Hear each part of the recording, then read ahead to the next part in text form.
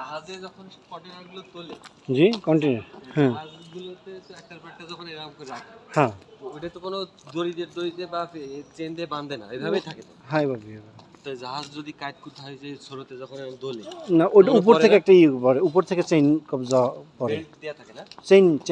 হ্যাঁ, নাহলে তো জাহাজগুলো অনেক ঢেউতে যখন কাত হয়ে যাবে। না তখন তো এগুলো এক দুমদাম একটা, করে না এক container একটা তুলে লোড যেতে হবে। না, এগুলো অনেক লোড না। এক একটা কন্টেনারে কম হইলো 60 টন মাল আছে, এক একটা কন্টেনারে 50 থেকে 60 টন মাল লোডের থাকে। কারণে চাপে বসে থাকে। হ্যাঁ,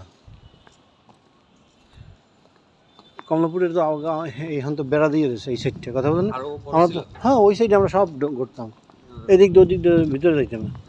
ওই সাইডে কি রয়েছে? ওই সাইডে ইম্পোর্টের মালগুলো আর কি, ইম্পোর্ট। ভাগ করতেছে ইম্পোর্ট আর এক্সপোর্ট। হ্যাঁ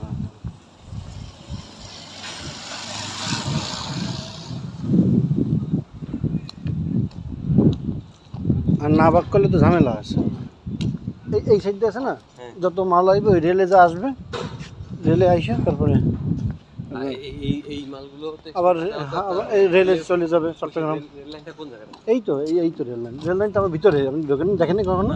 এটা ভিতর রেল লাইন, গাড়ি আইনতে যায় ডাইরেক্ট, এই যে রেল লাইন, এটাই তো রেল লাইন, এই যে রেল লাইন। এটাই মালগাড়িগুলো হ্যাঁ মানে ক্রেনে উঠাই দেয়। হ্যাঁ, চলেন তো রেল লাইনটা দেখে আসেন। না,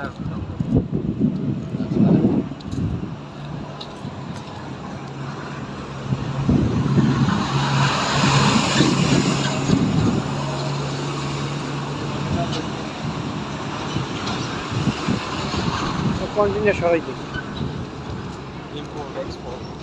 এগুলো এক্সপোর্টের।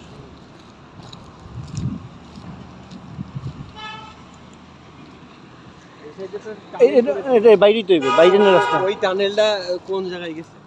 হ্যাঁ টানেলটা ওই না, এটা তো যে বালুর মাঠ, কমলাপুরের যত এই গাড়িগুলো আছে না, কারগুলো এই গাড়িগুলো বাইরে থাকে, ওই জায়গায় থাকে, সামনে থাকে। ওই পাশটা একটা টানেল মতো হয়েছে না, টিটি পাড়ার পাশ দিয়ে টানেল নেমেছে না?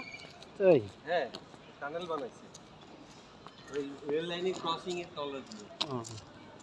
তো ওই জায়গাটা আমরা আজকে আছি কমলাপুর আইসিটিতে, কিছু তথ্য আপনাদের সাথে share. Thank you, bye by.